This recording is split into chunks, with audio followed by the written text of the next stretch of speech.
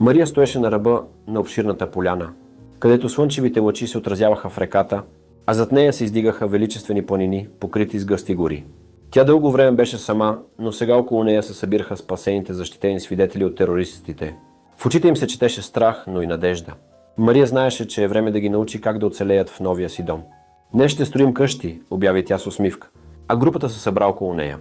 Тя им показа как да използват дърветата, които растяха наоколо, за да изградят основите на своите нови домове.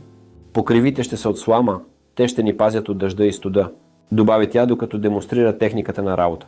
Мария не беше обикновен учител. Тя беше създадена с помощта на наноботове, които й бяха дали невероятни умения и знания. Всеки урок, който предаваше, беше изпълнен с дълбочина и внимание. Тя не само строеше къщи, но и създаваше общност. След като завършиха първата къща, Мария ги заведе до поляната, където им показа как да съдят зеленчуци. Това е ключът към оцеляването, каза тя, докато ръцете й бяха потопени в пръста. Всеки от вас ще може да се грижи за себе си и за другите, но не всичко беше спокойно. В далечината, сред дърветата, се чуваха звуци, които напомняха за заплаха. Мария усети напрежението в групата и знаеше, че трябва да действа бързо.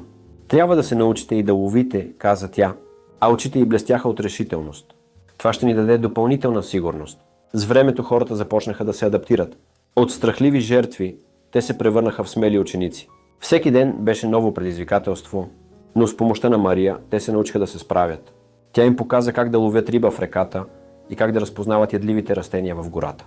Въпреки че терористите бяха все още на свобода, Мария и нейният екип бяха готови да се защитават. Те изградиха къщи, които не само че бяха уютни, но и безопасни. Всяка вечер след дълъг ден на работа, те се събираха около огъня. Споделяха истории и мечтаяха за бъдещето. Мария знаеше, че силата на общността е в единството. Тя не само обучаваше, но и вдъхновяваше. В сърцата на хората тя беше не просто учител, а символ на надежда и ново начало. В джунглата, където преди имаше само страх, сега растеше нов живот. Тук стартираше ново начало на едно ново поколение.